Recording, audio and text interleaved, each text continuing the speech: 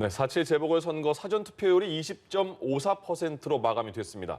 역대 재보선 사전투표율 기록을 뛰어넘은 최고치입니다. 이런 사전투표 열기를 놓고 여야는 저마다 자신들에게 유리한 추세라며 자신감을 보이고 있습니다. 관련해서 두 분과 이야기 나눠봅니다. 배종호 세한대 교수, 김우석 국민대 객원 교수 모셨습니다. 어서 오십시오. 안녕하십니까. 안녕하세요. 예. 일단 사전투표율 좀 보겠습니다. 20.54% 재보궐선거 중엔 최고잖아요. 그렇습니다. 그럼 이런 그 사전투표율은 어떻게 분석하십니까? 뭐 상당히 높게 나온 거는 사실이에요. 지난번 총선보다는 조금 적지만은 역시 이제 이번 서울 그리고 부산시장 선거에 대한 국민 유권자들의 관심이 그만큼 높다. 그리고 투표 의지도 그만큼 강하다라는 것을 반영한 것이다라고 해석을 할 수밖에 없고요.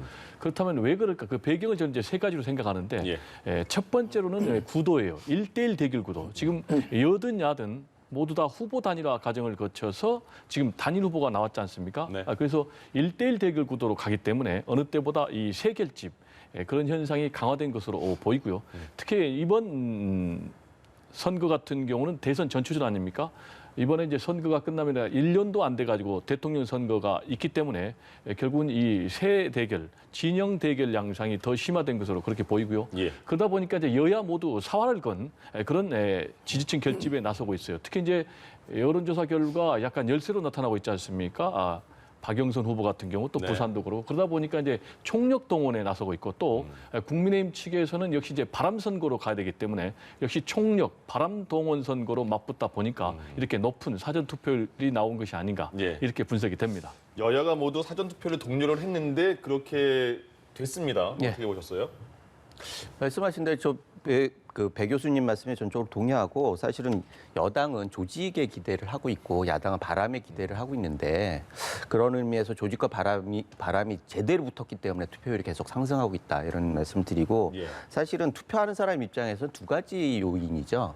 하나는 애정을 갖거나 분노하거나 이 두 가지가 동인이 되는데 사실 애정 같은 경우에는 약간 구들장 같아가지고 천천히 데펴지고 그게 좀 오래 가기도 하고 뭐 이러는데 분노는 확 올라가는 용광로 같은 그런 거거든요. 그래서 지금 보면은 예상과 달리 투표율이 높은 거는 이 분노가 좀 작용을 많이 한 거 아닌가라고 하는 생각이 들어가지고 저도 뭐 대체적으로 이런 경우에는 조직이 아무리 탄탄해도 바람이 확 불면은 조직이 감당하기 힘들거든요. 그래서 50%가 넘으면은 야당이 유리한 거고 이렇게 초반에 이렇게 해서도 50%가 못 넘기면은 좀 야당이 불리할 수도 있겠다 이런 생각을 합니다. 네. 애정과 분노의 비유를 해주셨습니다만 이번 높은 사전 투표율을 놓고 여야가 제각기 다르게 해석을 하고 있습니다. 여당은 사회진보가 나왔다라고 해석을 하고 있는 반면 야당은 이 여당과 정부에 대한 분노가 투표장으로 이끌었다 이렇게 해석을 하는데 어떻게 보십니까? 그 부분은 상당히 예측하기 좀 어려운 대목이에요. 지금 이제 우리 교수님께서 투표율이 높으면은 야당에게 유리하고 또 투표율이 낮으면은 조직이 강한 여당에게 유리하다 이렇게 분석을 하셨는데 일반적으로는 그 얘기가 맞아요. 투표율이 높으면은 진보 진영이 우세하고 그리고 투표율이 낮으면은 보수 진영이 이제 불리한 거예요. 그 이유는 역시 이제 2030 이 젊은 층이 대거 투표에 참여하면은 역대 선거를 보면은 진보 진영이 이겼거든요. 이건 이제 미국도 마찬가지예요. 그러다 보니까 일반적으로 보면은 투표율이 높으면은 진보 진영이 유리하고 또 투표율이 낮으면 이제 보수가 유리할 것이다. 이렇게 지금 전망을 하고 있는데 이 부분이 굉장히 어려운 부분이 지금 여론조사 보면은 이제 2030 또 40까지 하면 전통적인 민주당 지지층인데 이분들이 지금은 상당히 오히려 국민의힘을 지지하는 것으로 나타났기 때문에 결국은 과연 그 표심이 그대로 이어질지 이게 이제 상당히 관건이에요. 그래서 역시 이제 관건은 두 가지예요. 2030 또 이 젊은 세대들이 어느 정도 투표를 할지 그리고 여론조사 결과가 나온 대로 그대로 투표가 이어질지 이 부분이 이제 굉장히 핵심 사항이고 또 하나는 말씀하신 대로 샤이 진보. 샤이 진보는 이제 전통적으로 없다고 보는 거예요. 왜냐하면 이제 진보 성향의 유권자들은 적극적으로 자기 의사를 표현하기 때문에 그렇지만 지금 이제 굉장히 부동산 문제 때문에 여권이 좀 수세에 몰린 그런 상황이기 때문에 샤이 진보가 있지 않느냐 입을 다문 그래서 한 10%포인트 정도 이렇게 이제 국민의힘에서는 부정하지만은 지금 민주당에서는 지금 있다. 그래서 상당히 좁혀지고 있고 결국 이제 51대 49로 갈 것이다. 이렇게 전망을 하고 있는데 그대로 이어질지 아니면은 어떻게 될지는 지금은 점치기 어려운 상황입니다. 그러네요. 예전과 비교했을 때하고 좀 판단하기가 쉽지가 않아진 것 같아요, 이번 선거가요. 그렇죠. 예. 사실 그런데 판단 일반 원칙은 있어요. 네. 우리가 뭐 대체적으로 샤이 얘기하면 수세라는 뜻 아니겠습니까? 그런 얘기가 나온 거 보면은 지금 민주당이 뭐 스스로 수세를 인정하는 거다. 뭐 이런 생각을 하게 되는 거고 사실 진보 진영에서는 뭐 양쪽 다 그렇지만 명분이 중요한 거거든요. 진보 진영은 어찌됐든 명분이 있어야지 투표소로 나가는데 지금 언론에 나오는 거나 주변에서 들리는데 특별히 투표소에 나가가지고 꼭 투표를 할 명분이 없는 거예요. 그래서 투표율이 높아져도 샤이 그 진보는 좀 부족하다. 뭐 이렇게 결론을 낼 수가 있을 것 같고 이런 와중에 만약에 이게 뭐 그렇다고 하면 막판까지 뭐 경합을 해줘야 하는데 사실 여권에서는 요새 악재들이 계속되고 있지 않습니까? 뭐 자책골들이 많이 나오고 뭐 임종석 그 전 비서실장 비롯해가지고 쭉 해가지고 선관위까지 뭐 이렇게 온통 악재들만 있어가지고 제가 보기엔 박영선 후보가 참 곤혹스럽겠다라고 하는 생각이 듭니다. 예. 이제 각 후보들이 막판 유세 일정을 짜잖아요. 유세 일정 그 동선도 전략이 있을 그렇습니다. 것 같은데, 그죠? 오늘 보니까 박영선 후보는 노원, 도봉, 오세훈 후보는 송파, 서초를 찾았어요. 이제 지지층 결집으로 봐야 될까요? 어떻게 볼까요? 그렇습니다. 이제 전통적인 지지층을 결집하기 위한 그런 행보 아니겠습니까? 말씀하신 대로 동선에는 전략이 담겨 있다고 분명히 봐야 돼요. 네. 특히 이제 D-3일 아니겠습니까? 그러면 이제 막판 선거 전략이 담겼다고 봐야 되는데 지금 이제 박영선 후보 같은 경우는 아무래도 열세기 때문에 이걸 만회해야 되는 그런 상황 아니겠습니까? 예. 그러면 어떻게 만회할 거냐? 역시 이제 전통적인 지지층을 결집해야 된다. 그럼 이제 대표적인 전통적 지지층 하면 이제 말씀하신 대로 강북 지역 그리고 2030 젊은 층이거든요. 그래서 이제 강북 지역 플러스 또 대학가 뭐 연대 근처, 뭐 이대 근처 이쪽을 이제 집중 공략하고 있고 또 젊은층 공약을 계속해서 내세우고 있지 않습니까? 예. 뭐 통신비 문제라든지 또 교통비 문제라든지 주거 지원 이렇게 이제 하고 있는 것이 결국 말씀하신 그런 이제 동선에 담겨 있는 거고요. 반면에 이제 오세훈 후보 같은 경우는 집토끼 전략보다는 산토끼 전략이에요. 네. 본인이 여론조사 결과 전통적인 민주당 지지층인 2030 여기서도 이제 본인이 우세를 보이고 있기 때문에 결국은 2030 세대들을 분노 투표로 이어가야 되겠다라는 이제 그런 측면에서 대대적인 왜 2030 젊은 시민들 유세단을 동원하고 있고 예. 또 플러스 이제 동선이 좀 다른 게 약세 지역. 예를 들면 이제 강남만 가는 게 아니고 주로 이제 강북을 집중 공략했어요. 네. 그래서 종횡무진 선거 운동 행보를 보이고 있는데 그렇지만 말씀하신 대로 이번에는 강남을 집중 두드린 게 지금 D-3일밖에 안 남았기 때문에 예. 결국 이제 전통적인 지지층을 또 끌어모아야 되기 때문에 그런 두 사람의 동선의 차이가 있지 않나 이렇게 분석이 됩니다. 각 세대별 여론조사도 있고 그런 거를 다 판단하고 동선을 이렇게 짜겠죠. 네. 예. 그런데 지금 뭐 2030이 그 산토끼가 아니죠. 집 나온 토끼죠. 사실은 그분들이 진보 진영에 굉장히 공정의 가치 때문에 진보 진영에 열광을 했는데 4년 동안 다 실망을 해버린 거예요. 애정을 갖다가 실망하면 더 무섭습니다. 그런 의미에서 집 나온 토끼다라고 판단하는 게 여권에서는 훨씬 좋고 예. 그렇게 생각하면은 대책이 생기지 않겠습니까? 근데 지금 말씀하신 대로 막판에 되면은 그 투표율을 높이는 유리한 지역에서 투표율이 높이는 게 당연한 전략이에요. 그런데 문제는 지금 여기 했듯이 뭐 어디는 그 여가 유리하고 어디는 야가 유리하고 이런 거 다 깨진 지 오래예요. 지금 송파 이런 거 지방선거 때도 송파 그 서초 빼놓고 다 장악했잖아요. 예. 지방선거 때 여권이. 그런데 몇 년 사이에 이렇게 확 바뀌었단 말이에요. 그런 걸 보면은 지역의 유불리가 아니라 결과적으로는 이슈와 바람의 선거다라고 하는 측면에서 결국 이런 것들을 했을 때 아까 말씀하셨듯이 야당에서는 어떤 특정한 지역이 아니라 전반적으로 해가지고 분위기를 계속 띄우는 그런 전략을 가고 있다. 예. 이렇게 생각이 됩니다. 네. 본 투표일까지는 사흘을 남겨놓고 있습니다. 이런 가운데 민주당은 읍소 전략을 하면서 한껏 자세를 낮추고 있고 국민의힘은 이 정권을 심판해달라라고 호소하고 있습니다. 어느 쪽이 더 강하게 작용하리라 보십니까? 지금까지는 아무래도 정권 심판론의 기세가 강하다고 봐야 되겠어요. 여론조사 결과 그대로 나타나고 있지 않습니까? 네. 아무래도 이제 그 기저에는 부동산 정책에 대한 실망감이 깊이 반영돼 있다고 볼 수밖에 없고요. 그러니까 이제 국민의힘에서는 정권 심판론을 강하게 부르짖으면서 지금 바람 선거를 하고 있고 상대적으로 조직에서 열세이기 때문에 그렇지만 이제 민주당 같은 경우 미호도 다시 한번 전략을 하고 있어요. 그 이유는 아무리 우리가 잘못해도 그래도 어떻게 적폐 정당, 특히 이제 부동산 부자 정당에 표를 던지겠습니까?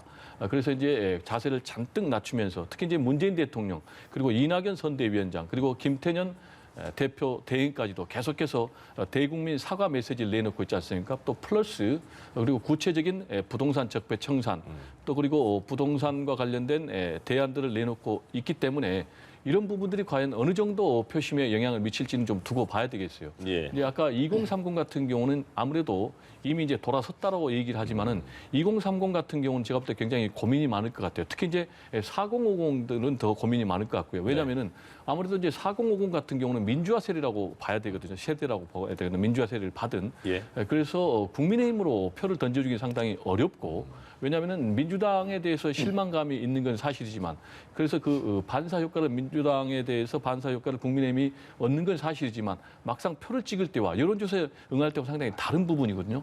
그렇지만 이제 2030 같은 세대들은 아무래도 실용적인 부분이에요. 정파성을 띠기보다는 이념적인 성향을 띠기보다는 내 삶에 누가 도움이 될 것인가라는 부분과 관련해서 이렇게 구체적인 정책 대안을 제시할 경우에 어떤 표심으로 이어질지는 좀 두고 봐야 된다 이런 생각이 듭니다. 네. 사실 이런 선거 전 읍소 전략 야당도 많이 해보지 않았습니까? 그렇죠. 효과가 있다고 보시는 거죠? 읍소 전략은 많이 하죠. 여당인 경우 특히 그렇죠. 뭐 야당이야 심판받을 그건 약하니까 여당에서 여당 심판론을 하면 여당에서 뭐 읍소 전략을 하고 뭐 이미 탄핵 같은 경우에도 지나간 다음에 그것 때문에 사과를 하고 읍소 전략을 하는 그런 경우인데 뭐 요새 읍소 전략을 계속하고 사과를 뭐 그렇게 자주 해요. 그런데 그 SNS에 보면 계속 도는 얘기가 있어요. 조국 조스트라다무스께서 말씀하신 건데 파리가 앞발 싹싹 빌 때 사과한다고 착각하지 말라. 그리고 때려잡아야 할 때다. 이렇게 한 이 얘기가 SNS상에서 계속 돌고 있어요. 이게 표심이라고 생각합니다. 유권자들이. 그런데 이것이 꼭 응징하기 위해서가 아니라 기회를 주는 거예요. 아까도 그 뉴스에도 나왔지만 오세훈 후보가 얘기하기를 앞으로 잘하라고 경고를 보낸다고 얘기를 하지 않습니까? 이게 정답인 거죠. 만약에 현 정부가 일정 정도 여기서 경고를 받지 않으면 대선 때까지 계속 그렇게 그 기조로 갈 거 아닙니까? 예. 그러면 대선 때 더 어려워져요. 그런 경우에 이걸 어떻게 야구로 삼을 것인가 고민해야지 이게 아니다라고 부정하는 거는 사실은 굉장히 결과적으로 어려운 상황으로 갈 수밖에 없기 때문에 이걸 잘 생각해 보셔야 한다 생각합니다. 박영선 후보 캠프 쪽에서 이런 얘기가 나왔습니다. 국민의힘 오세훈 후보가 사퇴하지 않을 경우에 중대 결심을 할 수 있다 이렇게 성명을 냈어요. 네. 박영선 후보 개인적으로는 그렇게 잘 모르는 것 같은 그 뉘앙스로 답변을 했는데 이건 어떤 뜻일까요? 중대 결심하면 상당히 궁금하잖아요. 그러니까요. 그러니까 결국 이제 선거 막바지에 주목도를 높이기 위한 그런 전략이 아닌가, 그런 메시지가 아닌가 네. 이렇게 생각이 되고요. 중대 결심할 수도 있다. 그러니까 국민의힘 측에서는 박영선 후보가 혹시 사퇴하는 것 아니냐라면서 이제 불을 질렀는데 네. 지금까지 우리 선거 역사상 특히 이제 서울시장 선거 같은 중요한 선거에 집권당의 후보가 D-3일 남겨놓고 예. 선거운동 사퇴한 역사는 없고요. 네. 결국 이제 주목도를 높여서 뭘 하겠다는 것이냐. 결국 이제 오세훈 후보의 비리의 주목도를 끌고 가겠다라는 것이죠. 지금 이제 오세훈 후보 같은 경우는 굉장히 내곡동 땅 셀프 보상 의혹과 관련해서 여러 가지 지금 의혹들이 증폭되고 있는 그런 상황 아니겠습니까? 특히 이제 내곡동 측량 현장에 본인이 안 갔다라고 했지만 지금 세 부류의 증인들이 나타나고 있지 않습니까? 맨 처음에는 경작인, 네. 그리고 측량 팀장, 그리고 심지어 이제 생태땅 사장 아들까지, 그리고 구체적으로 흰색 바지를 입었다, 그리고 뭐 명품 구두를 신었다, 이렇게 인상착의까지 얘기를 하고 있거든요. 얼굴이 잘생겨서 기억하고 있다. 그런데 이제 이것과 관련해서 문제가 또 뭐가 있냐면은 오세훈 후보가 만약에 이게 진실이라면은 내가 후보를 사퇴하겠다. 더 나아가서는 정계 은퇴하겠다. 라고 하니까 지금 민주당에서는 이걸 이제 고리로 삼아서 후보를 사퇴해라. 라고 지금 공세를 펴기 위한 그런 전략이 아닌가 보고 예. 그래서 세 가지 무슨 중대 결심 방안이 있다고 그래요. 네. 근데 그게 세 가지가 뭔가는 모르겠는데 두 가지는 박영선 후보 측에서 밝혔어요. 하나는 검찰에 고발하겠다. 네. 또 하나는 국회 차원에서 국정조사를 실시하겠다라고 얘기를 해서요. 이 문제는 앞으로도 선거가 끝난 이후에도 계속 뜨거운 쟁점으로 남아있을 가능성이 매우 커 보입니다. 측량할 때 안 갔다. 아직까지 오세훈 후보는 안 갔다잖아요. 그 증인들이 이렇게 본 사람이 있다는 얘기가 나오는데도. 네. 그리고 나서 이런 여러 가지가 지지율에 그 전까지 지금 깜깜이 기간이니까 그 전까지는 큰 영향을 미치지 않은 것 같아요. 어떻게 분석을 해야 될까요? 사실 처음에는 혹시 했는데 그 명품 신발 얘기하고 좀 네. 의아스러워하는 사람들이 많았어요. 사실 뭐 나이키나 뭐 특정 좀 하여튼 대중적인 거는 사람들이 대체적으로 알지 않습니까? 네. 그런데 그 고가의 것을 사람들이 일반적으로 확인해가지고 그거 그 오랫동안에 기억하고 있다?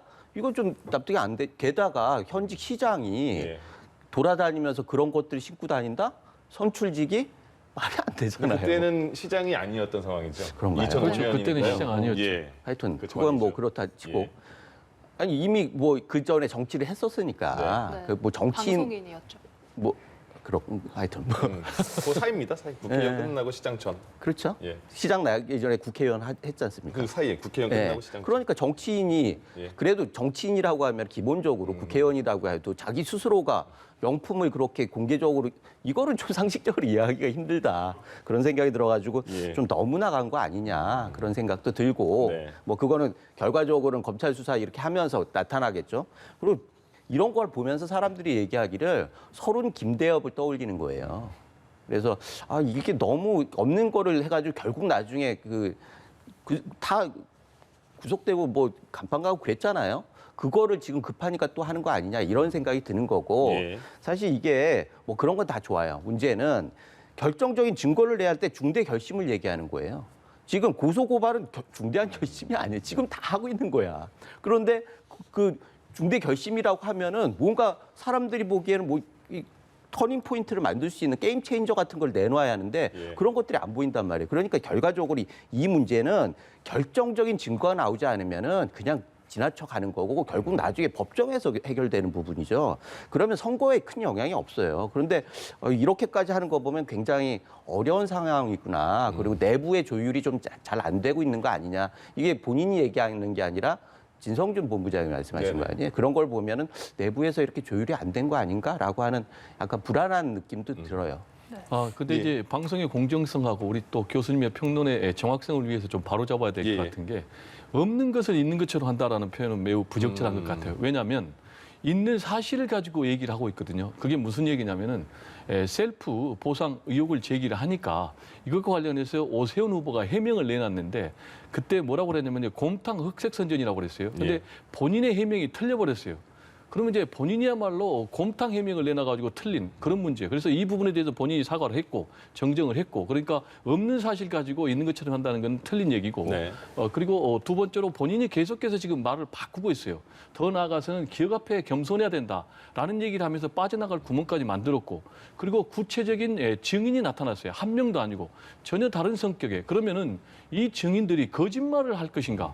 라는 부분. 그렇다면 거짓말을 한다면은 이분들은 왜 거짓말을 해야 되는 거예요? 거짓말 한다면 돈을 받고 매수를 당해서 정치 공작을 해야 될 건데 과연 네. 그럴 것인가? 만약에 그렇지 않다면은 이분들은 진실을 얘기하고 있는 거예요. 그 식당집 아주머니 같은 경우 제가 그 인터뷰를 들어봤는데 정말 거짓 없는 음성으로 들렸어요. 그 메시지는 이거예요. 왜 거짓말을 할까? 그냥 왔으면 왔다고 하지. 이렇게 얘기를 하고 있거든요. 그래서 이 부분과 관련해서는 오세훈 후보가 상당히 곤혹스러워하는 그런 부분이고 실제 TV 토론에서도 굉장히 수세에 몰린 그런 부분인데 예. 이걸 없는 사실이라고 단정하는 것은 상당히 사실관계에 좀 문제가 있다라는 얘기를 좀 정리를 하고 싶어요. 아니 지금 여기서 말씀드릴 수밖에 없는 게 김대엽 사건 때도 기자 하셨었잖아요. 아니, 근데 이 사건을 얘기하는 아니 거죠. 그거는 지금. 모르는 거니까 지금 이 김대엽 그 본인 했을 때도 사람들이 없는 거를 저렇게 얘기해? 그런 정도로 갔단 말이에요. 그런데 결과적으로 아니었잖아요. 아니, 이거는 모르는, 증거가 모르는 없으면 거라면은 무죄가 되는 지켜봐야 거예요. 된다고 그래야지 없는 거라고 단정하면 아니 그러니까 지금 드러나지 않는 게 없는 거죠. 법적으로. 전혀 그렇지 않아요. 드러나지 않는 것과 없는 거랑은 전혀 다른 거예요. 아니죠. 법적으로 이거는 이거 혐의를 얘기하는 거잖아요. 아니 뭐 이런 논쟁을 할 건 아니고요.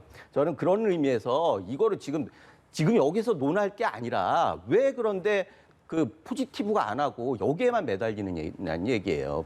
만약에 포지티브 해가지고 자기를 뽑아줄 수 있는 거를 던지고 그 다음에 저쪽이 아니다라고 하면 이렇게 균형 있게 하면 사람들은 그래도 그래 그렇고 선택한다. 이렇게 예. 하는 건 괜찮아요. 네거티브라고 하는 게 어쨌든 정보 제공이 측면이 있으니까. 그래가지고 정치 커뮤니케이션을 해가지고 많이 배우는 거 아니겠습니까?